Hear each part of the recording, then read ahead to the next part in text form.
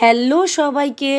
গতকাল চলে গিয়েছিলাম বাড়ি থেকে ২৭ কিলোমিটার দূরে জয়নগরে এক বহু প্রাচীন ঐতিহ্যবাহী মেলার সাক্ষী হতে।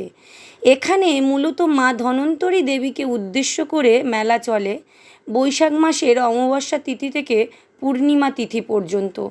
এছাড়াও সারা বছর শনি ও মঙ্গলবার পুজো চলে, ডামাডোল বাজে, বলি চড়ানো হয়। মা খুবই জাগ্রত, সকলের মনস্কামনা পূর্ণ করে।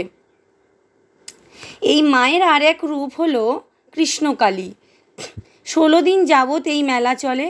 প্রতিদিন মায়ের নতুন নতুন বেশ ধারণ করে এবং আলাদা আলাদা নামে পূজিত হয়।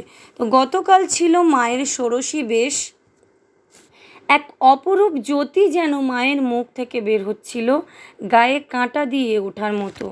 এই কয়েক দিনের মেলাতে প্রতিদিন হাজার হাজার লোকের সমাগম হয়, প্রচুর দোকানপাট বসে। আমি তো অনেক জিনিসও কিনেছি এই মেলা থেকে, যেগুলো পরে একদিন তোমাদের সাথে শেয়ার করব। আর কে কে এই মেলায় গিয়েছো আমাকে কিন্তু কমেন্ট করে জানাবে।